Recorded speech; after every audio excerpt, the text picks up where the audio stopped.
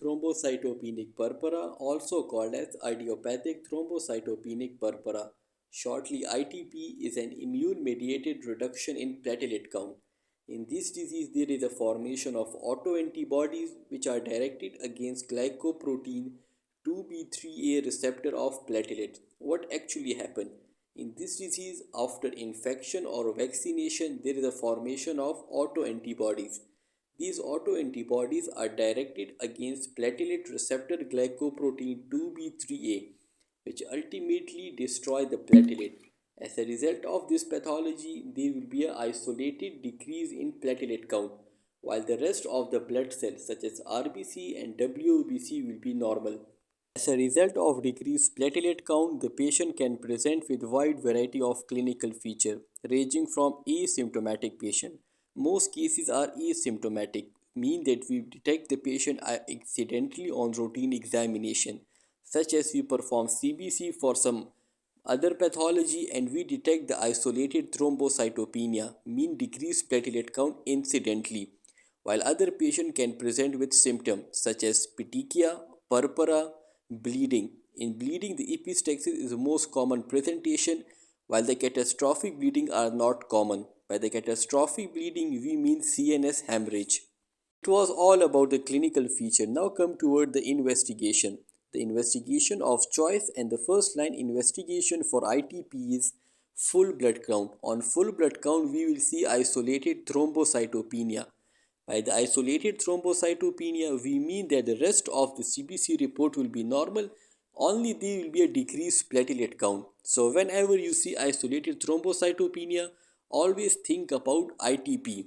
Apart from this, we can perform the bone marrow biopsy and antibody test, but these two are not commonly used because bone marrow biopsy is an invasive procedure.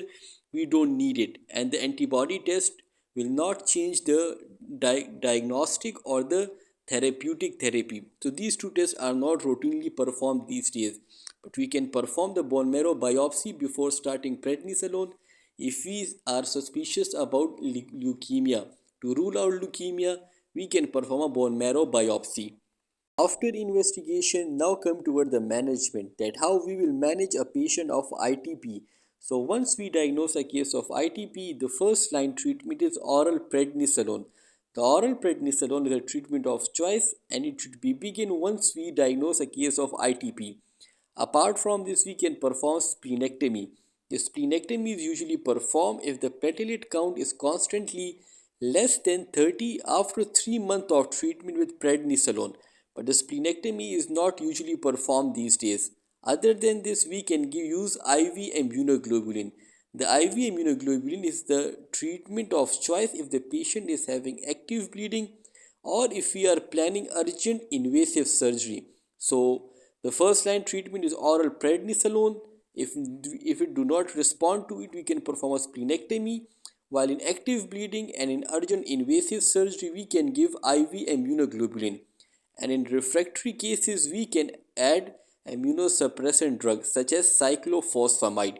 It was all about immune thrombocytopenic purpura. Now a question arises that how a patient will present clinically. Clinically, the patient will present with petechia or purpura or having epistaxis. By the epistaxis, we mean nosebleed. And when we perform CBC, the patient will have isolated thrombocytopenia. So whenever there is an isolated thrombocytopenia, always think about ITP, and to treat it, we give oral prednisolone.